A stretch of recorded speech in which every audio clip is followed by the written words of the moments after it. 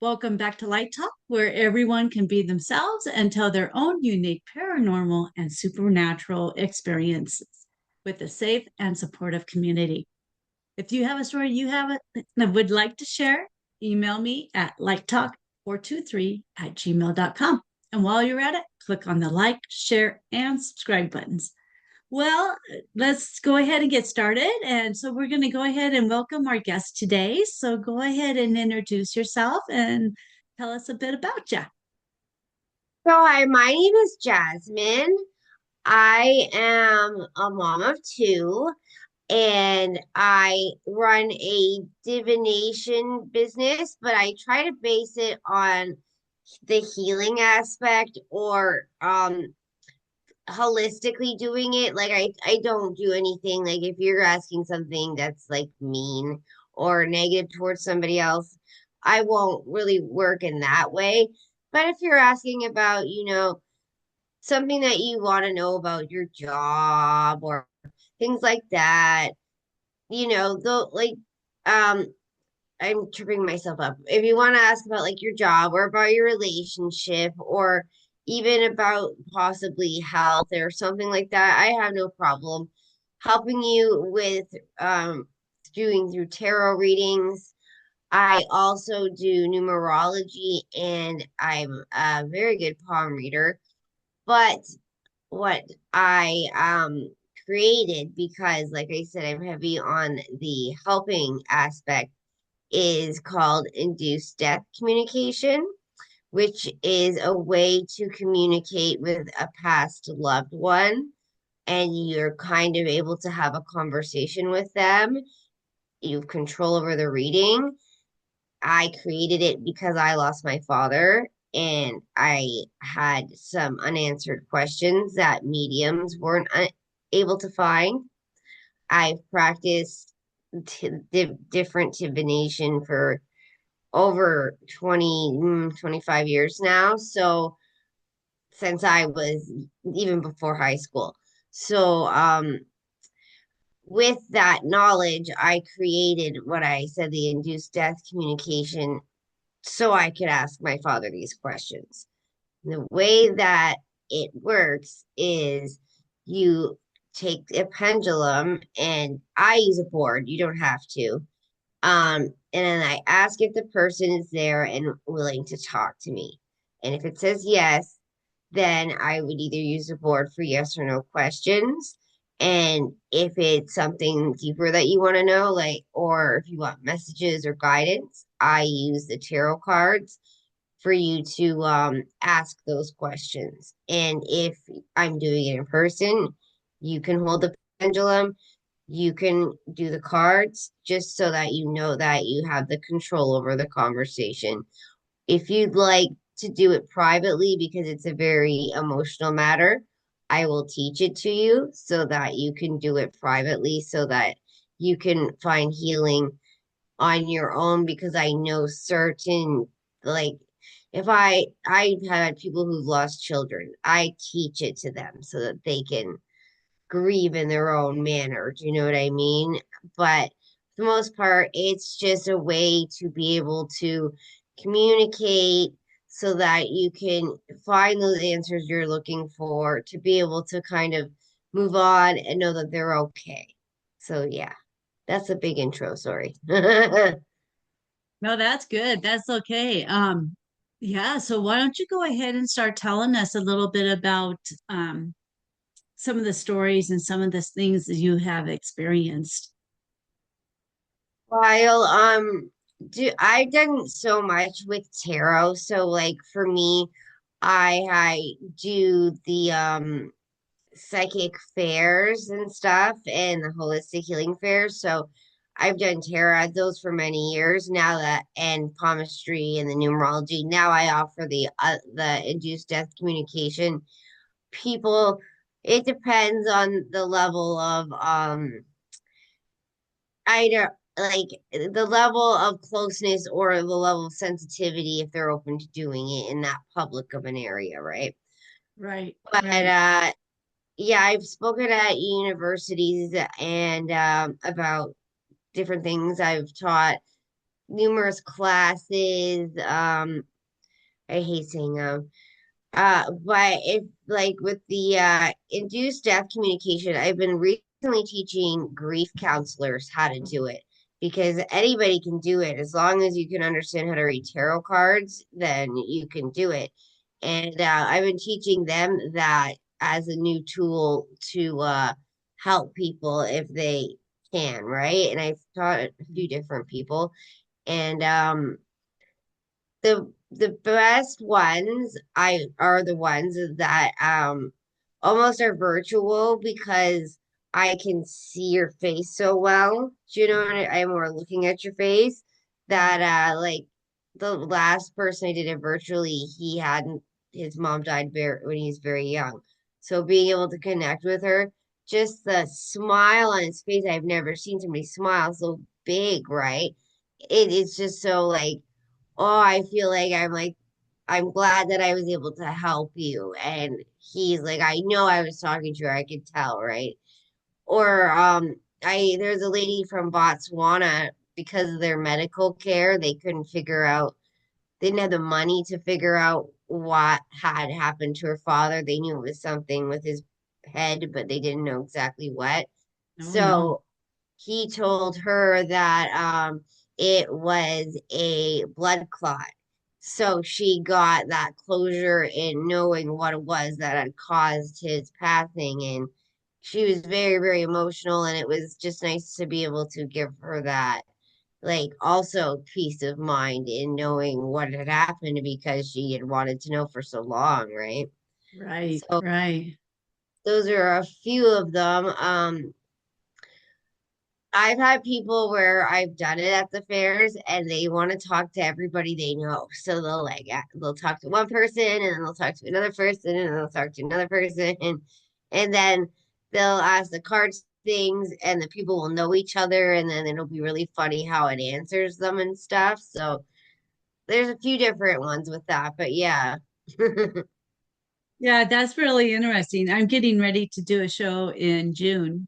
And so it'll be my very first show. So I'm excited about it. So that'll kind of give me some thoughts of what I can experience when I'm doing the show. But I'll be doing card readings. I won't be doing mediumship or anything. Well, you know what? the best thing the best thing to do for yourself at those fairs for the card readings is to make your table kind of stand out. So if you have lots of crystals, put some of your nicer crystals out on your table, draws people in. It's Okay. just my little tip. Okay. I'll have to Or keep that in mind. get one of those stretchy table covers because all you have to do is stretch it over the table and it looks nice and crisp. It's perfect too. And they're cheap on Nice. Amazon. Okay. Okay. Just for advice on that one. Sure. Yeah. Anything can help me right now. Well, that's exciting too, right? I still remember the first one I did. I was busier than I anticipated. We weren't prepared. So my tent looked horrible. So I didn't think it was gonna get anybody. And then I got a whole bunch of people and I didn't know what to do because I've never experienced that before. And I'm like, oh my gosh, what am I supposed to do here? There's so many people. So then my spouse had to step in and like take bookings. So you should take bookings to get people right in their times. Otherwise, you'll become really overwhelmed. Okay. Yeah, I've got a sign up sheet. So, I didn't think of that, and that was not a good thing. okay. Yeah. So I'm trying to get some tips from different people and, Well, it's you can always exciting. get it. Yeah. But it's nerve-wracking too. Even for me now, it's nerve-wracking. Even when I'm going to places that are like a holistic retreat just to read cards, I'm not like trying to bring people in or anything. I'm already have that done already. I still get nervous. I don't know. It's just the way it is, no matter what, or how many times you've done it, you just still get nervous because you never know what to expect from what the experience brings every different every time, right? Right. Right. Okay. You meet a lot of nice people though usually. Yeah, I'm excited for that. Yeah. Yeah. Yeah, So, that's I mean, exciting. go ahead. I said no, that's really exciting. Yeah, I'm totally excited. I'm excited. I'm just excited to get it going and yeah, just the whole experience is giggly inside. Hmm. Yeah. So you so when you're doing a name, so you pull the cards. How do you pull the cards? Do you do something with calling in the name of the person? Do you ask the questions for them? So basically, I would take the cards if you're doing a stereotypical tarot reading. If I am doing it virtually, I will, or over, I do it over the phone. Sometimes I have people that like regulars that will call me just for a quick answer, right? But I will just take what they ask me to ask the cards, use their name and shuffle, do that. I only pull three cards at a time because I find the other cards can contradict themselves and stuff like that. I will, if we don't get a deep enough answer, I will do it more than one time. I just don't like big like the Celtic cross with 15 cards out on the table. I find can be confusing to people. And the three gets right to the point. If we're not deep enough, we'll just go another three just to get deeper, right?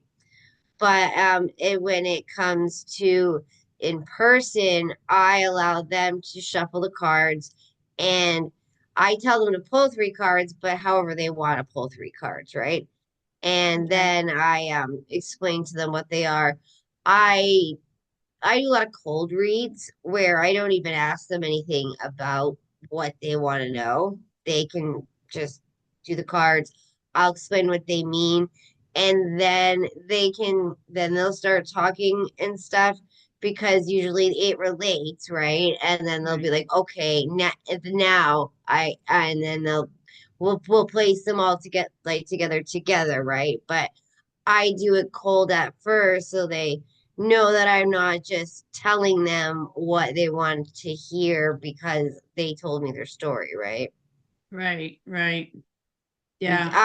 I work for an app too, so I do a lot of cold reads because of that.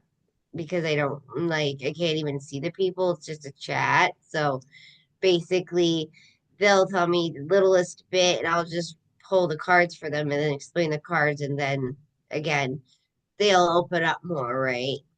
In those Yeah. senses. But when I do the induced death communication, I either allow them to just do their thing. They don't even like if they understand the cards, they can go and do it on their own, or even with me there, right? But Right. if I'm doing it virtually, I try to be as specific as possible when doing the cards just to make sure. And if they don't make sense because of some sort of distraction or whatever, I will redo it because I can usually you can tell when they don't make sense because maybe you were a little distracted or something or a noise happened in your house and it just threw you off for 2 seconds, right? So Right. I know you know it doesn't make sense, so you'll be like, okay, I'll just give me a minute. I'm sorry, right? So that's kind of how I do that in both types of readings, but especially with the induced death communication because I want it to be as accurate as possible for them so that they go away feeling like positive about the experience, right? Right. Right. Yeah. That's really interesting. And how what are the different types of things that people have asked you to be checking into? They really want to know if the person's okay. Like in in the induced death communication, they really just want to know if the person's okay. That's a really big one, right? And they want to know if the person is around them and is if the person's around their children, if they had younger children and stuff like that. They then there'll be deeper questions, more family related, but a lot of them just want to make sure the person's okay. in just general tarot reading, it's mostly about career and about love. Most people want to know about their love life in lots of different ways. And career wise, people want to know which way to go a lot of the times, or if they're liked at work, or if they're going to excel in the place they work. Should they go somewhere else instead? Should they start a business? They just want to know what direction to go, right? And you don't get a lot of health questions, but once in a while you do. And a lot of people don't do them, but I feel like depending on the question, I would still do it because a lot of them are fertility questions, and that's not so bad in compared to if somebody was like gonna ask me about if they're going to pass from cancer or not. I mean, I won't do that, right? Right. Because Right. I experienced it with my father, so I know you just never know. So I can't just say yes or no, but like with Right. fertility, yeah, I will. Or if somebody's like maybe struggling a little bit mental health wise, I'll like help them look into that kind of thing, right? And Okay. try to help them answer that through tarot, through pendulum, and sometimes I'll even use their like tarot year, which is using numerology and the major arcana, just to it'll tell you the theme of their year if I do certain like add numbers together and stuff. Yeah. And if their year shows the theme is going to be better, sometimes it helps them when they're not feeling kind of like they're not getting out of the hole. Then it also gives another little smidge of hope in their mind, right? Like, because you're never in the hole forever, but when you're in the hole, you think you're going to be in the hole forever. That's the problem, right? Right. So that's another thing. That's another thing a lot of people ask me about. That's why I said that. Yeah. No, that's fine. No, since we're on the numerology, so what kinds of information do you usually get from the numerology using that? So I do the five core numbers.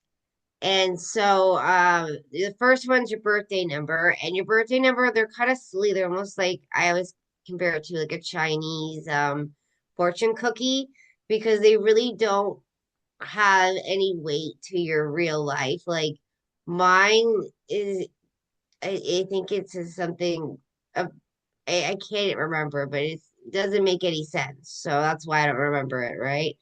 But it like something like I don't like cake, like something like that. That's what I mean. Like they're very doesn't make sense. And then there's your life path number, which kind of just is your number that would explain what like path your life may take. Then there is your heart's desire, which is kind of just like what you truly want out of your life. Then your personality and what number, which is kind of not your true personality. It's kind of like what you show everybody. And then there's your soul number, which is the number that is it is the personality you only show the people that you truly trust, if that makes sense. So they kind of, the personality number is kind of like the person you are to people that in every day, but the identity number is more about like who you really are and who your loved ones, you only show them that kind of person side of you, I guess, that side of you that you don't show everybody, or like something really bad happens to you, obviously those people are who you're going to tell, not everybody, right? That's what I mean by that. No, that's really and cool. I they're haven't heard of that one yet. and they're all calculated by either your consonants, your vowels, or all of your letters of your name are assigned a numeric value, and it has to go by like your birth name, right? And your birth number only really comes into play in your life path number. The rest is all done by your name.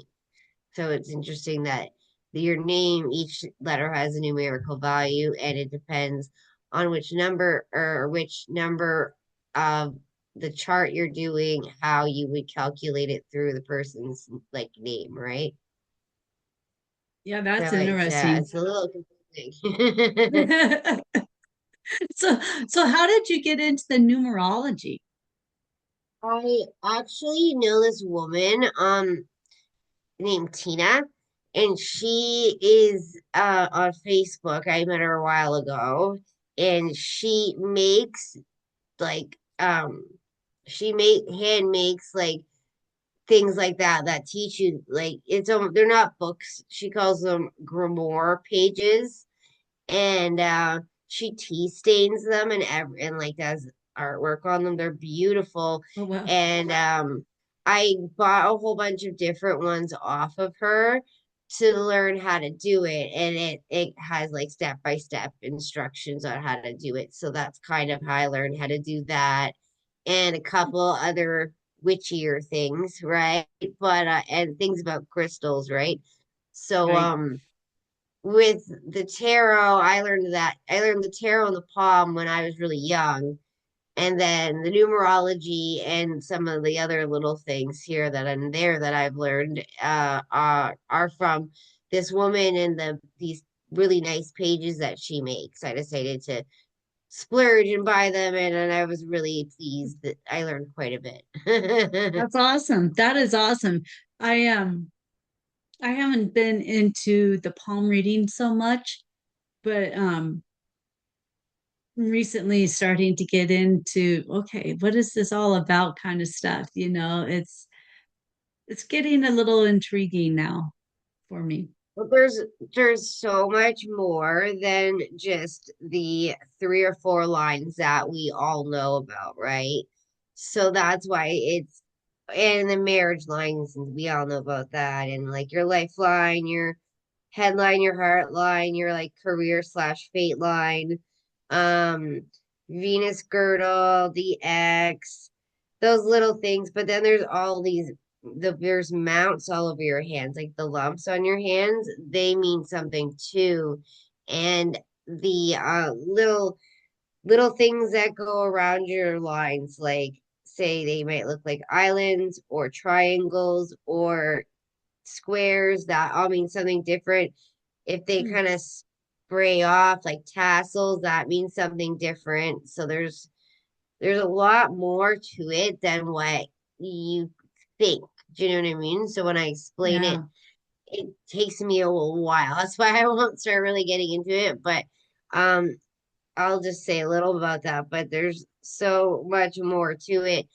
So when I do it for people, I write it all down. I have a special paper that has what the name of everything, and then I write down, yes, they have that and what it means. So when they take it home, they can understand what I said because I said a lot all at once, right? Yeah. And they don't forget what I said. And I write so much, I turn it on the back, and I'm still writing stuff. It's funny. Wow, that's really cool though, to get that much information off of it. That's really awesome. Well, I find it interesting because I use the dominant hand because you use that hand, so your lines and your markings change because you use that hand, right? So certain certain things mean struggle and certain things mean the struggle's over. So that also can be because of the way that you've worked your hands. Like it's interesting, yeah. Wow. Yeah, and that's what I've kind of heard too, is that the lines all change. And I would never have thought that Some of these them do. lines change. Your lifeline, your headline, and your heart line don't change. And Okay. like they don't change in length or definition or anything like that. But you like I said, those little things that can come around that you like little bubbles around your fingers and stuff, they do change, but those three lines won't change. But other ones might, like you might all of a sudden have a few lines that weren't there before that actually mean something. But maybe it's because you learned something, right? And then all of this is, you know. It's all something that like we do understand, but we don't understand. You know what I mean? Yeah, that sounds about right. That's how I can explain it, anyways. Yeah. Yeah, it's a lot of in depth, it sounds like information. Yeah, I had this book. This is how I learned this, and I learned the tarot. It was those dummies books, right? How to read tarot for Okay. dummies, and it had the palm in the back also, but it was really in depth with both of them. And for being so young, I was able to soak it up a lot easier, right? Very cool. But yeah, those books, I wish that book was still around because I would tell people if you want to learn to read tarot, get that book. Really? Wow. That's pretty cool. That's pretty cool. I Yeah. also had practice on it, like like parts to practice, parts to write your notes, like that kind of stuff. Oh. So it was really good. Like, yeah, I should probably stop talking about a book that doesn't exist anymore. Darn. Um, so in my notes, we have an old doctor's house that you Oh yeah. lived in what, 1920? Or the house was in from the He, 1920s. I would that's when he was the doctor there. And it was a small town, so he was the only doctor. That house, the basement was where they put the people who've passed. It because it was the only they didn't have hospitals at the time. It was just this house, right? And he had his business in the front room and stuff, and that's just kind of what happened to the people who were deceased before they could go to the bigger town and stuff, right? So my basement, you would literally get a feeling of something telling you to get out, and other people would say the same thing, that you just get this like horrifying feeling where you run up the stairs. Ugh, But other times, mostly you could hear him and his friend and it would be in the evening, and you would hear him listening to 20s music, and you could hear them like chatting. And I I picture them like having drinks on the porch because I had a big porch listening to the record player, right? And that's right. what you would just hear it randomly. And you wouldn't hear it all the time, but it was always the same thing. So it was like these, I guess him and his best friend just were, maybe they passed around the same time and stuck to the house. I don't know. Maybe they worked together. I don't know enough about it, right? My Right. one neighbor, he like birthed her per se, right? So Okay. she had used him as a doctor, but I was too little when she passed to have asked her more questions about what, like the house and the doctor and stuff like that. We just know the part that the basement was not like they didn't like us, and that you could hear him. I seen a little boy a couple times, but not a lot. It was mostly just him chattering like with another guy, and it was never scary. Like I said, anywhere but the basement. And when the power went out, basement had an old cord phone, so you could still use it, and it'd go down there in the dark to try to use the phone. It was oh my, it's the scariest thing ever. Oh my goodness. Oh, I was like, please don't make me do this. Please don't make me do this. Please don't make me do this. But yeah, and it would come up and get like I'd be doing laundry and I'd have to stop and go upstairs. It was yeah. But Fine. other times it was fine. It was weird. It was just I don't know. Sometimes it didn't and I don't know if it was one or more, right? So it's like could have just been one that just at times just wanted peace and space, where like the other ones didn't really mind. I don't know, right? I didn't want to be down there long enough to find any of this out, right? That's funny how basements are. I know my grandma had a an open basement. It was all cement down there, and it's just all open, no carpet, no nothing. It was a weird feel. I never liked going down there either. It was just My a best friend weird feel. My best friend growing up, like, well, the house she grew up in, the basement was weird like that too. And my mom's friend had randomly lived in rented the same house and said the basement there was weird too. So I don't know. You're right. It's something about like the basements with the cement floors or the dirt floors. They're just, I don't know. Yeah, I'm not sure about it. I know it's just like this, even underneath the staircase was like all open. And Oh, it yeah, wasn't that'd be like it was, scary. yeah, it was really just kind of a creepy thing. I never liked being down there. And when you get that feeling, it's like it's not you telling yourself that. I swear, I feel like it's something else is like there saying, get away from me. Yeah, I I don't still know. It believe was, that. yeah, something was going on there because it was just like, I remember being down there and it had a feeling you just wanted to run back upstairs. Mm. I never heard anything. I never saw anything. It's just like eerie. I just didn't want to be down there. Yeah, that was another thing that was Mm-mm. eerie about my house. There was like a lock on the door, like a chain lock that wasn't like there anymore, but had you could tell it had been there because the old owners painted over it and stuff, Oh but they didn't yeah. take it off, which made no sense. But it used to have a lock on it from like before when he did live there. So it's like, why did it have a lock on it? Ooh. No, thank you. Yeah. Yeah, and it's kind of funny because we had chickens when we were little. And when they got big enough, at that time, you just behead them and take care of it. And they defeathered them in the basement. So I don't know. It's just creepy down there. Just Yeah, creepy. that would be. Yep. Yeah, just no. That's one of those things like, nope, nope, nope. Only if the other kids were with me, it's like not by myself. I get down Yeah, and back no, up as I quick get as that possible. one. Yep, not by myself. No, Exactly.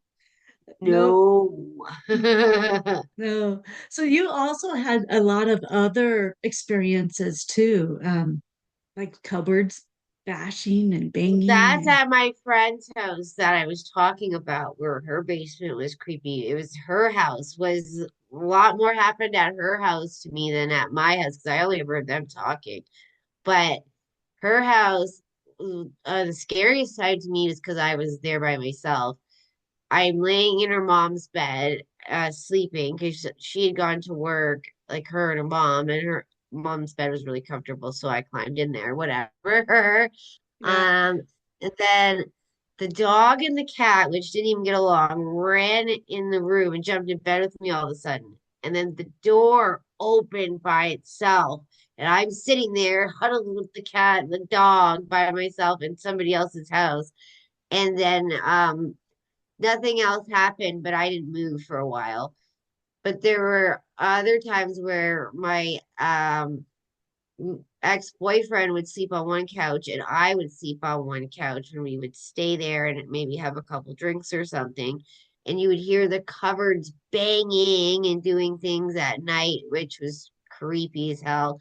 And then there was another time where the computer made that uh-oh noise that they used to do. And then all we heard was screaming and then something running down into the basement. So, and me, her, and her sister heard it. And there would be things that would happen in her sister's room that were really creepy too.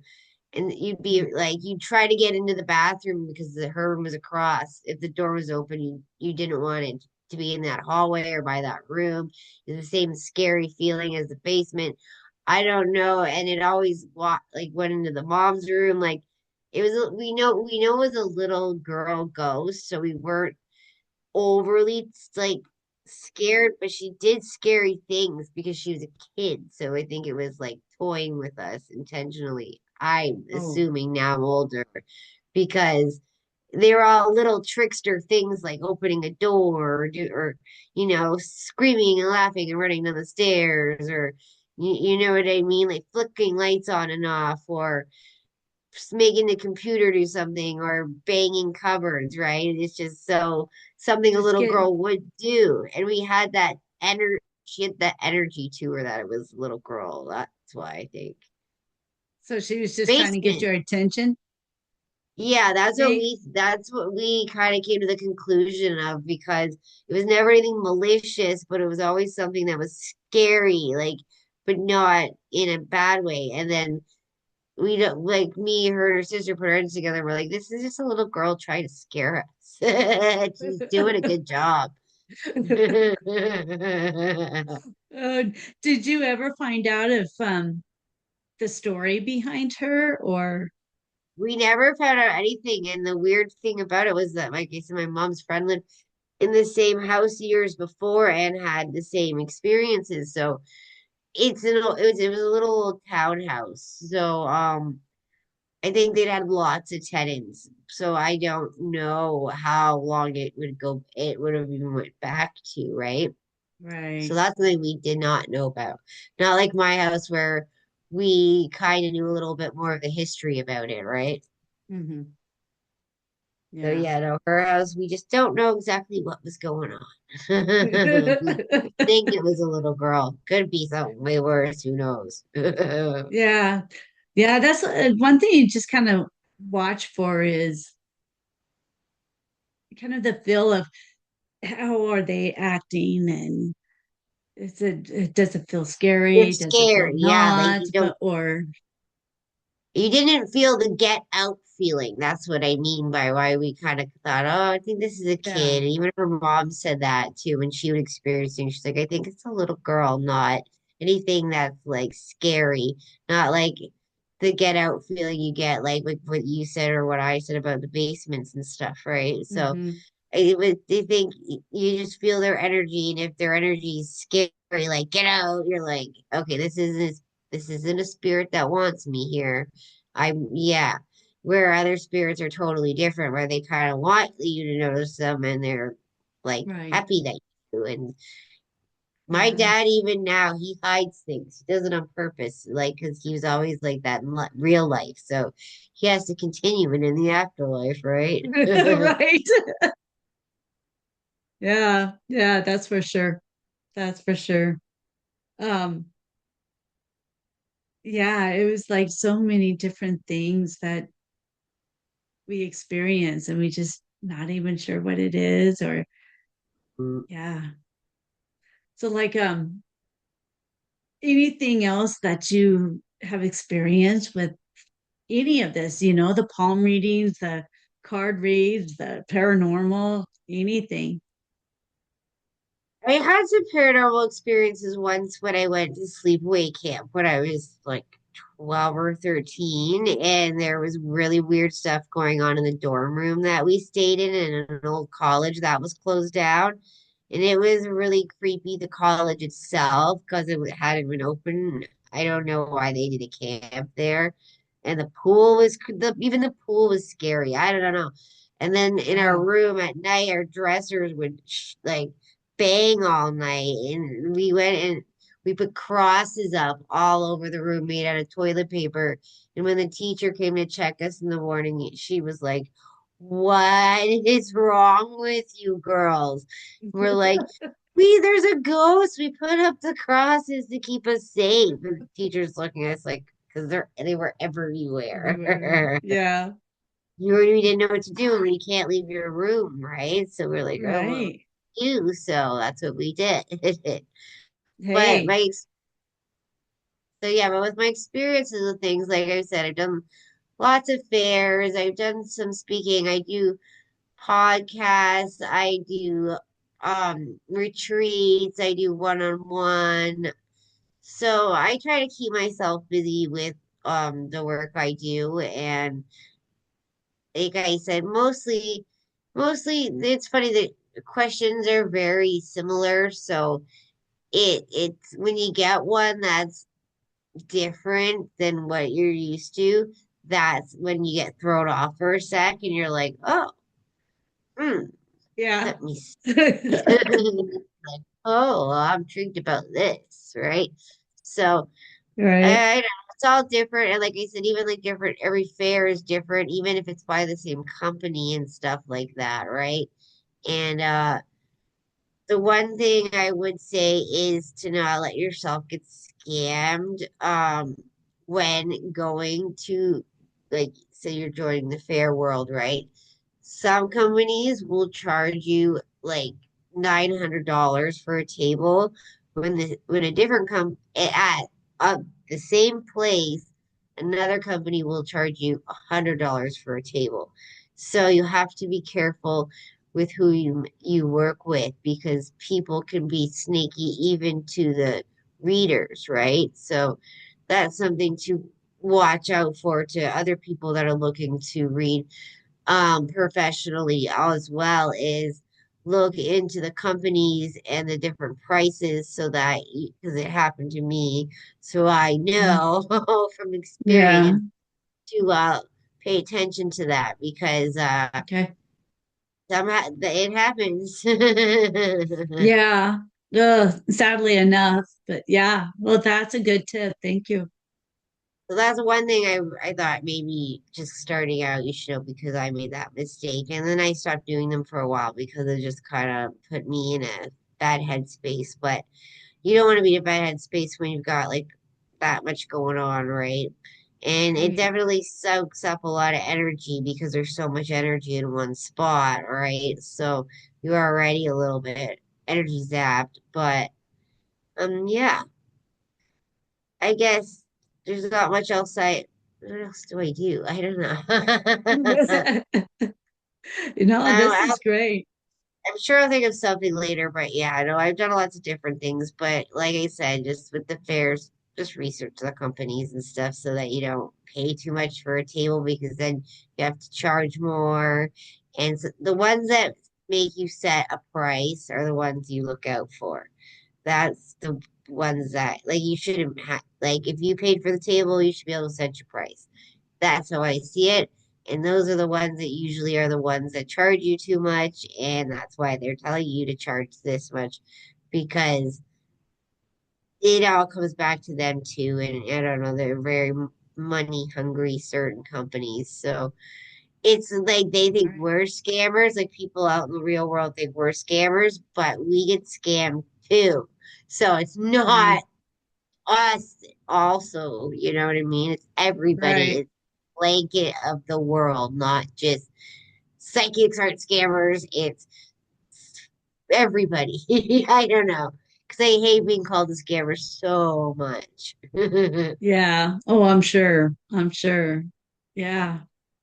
Well, wonderful. Well, thank you so much for being a guest with us today. I appreciate all your stories and all your tips that you've given. And that's actually beautiful. Thank you. Well, thank you for having me, and I hope I didn't talk too much. Oh no, you're great. You're great. I love that you guys are so excited about what you do and everything, and you have that story and you have a lot to say. That's awesome. I love it.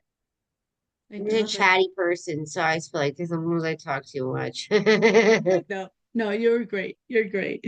Well, thank you so much again for being with us and sharing your stories. And I had a great time.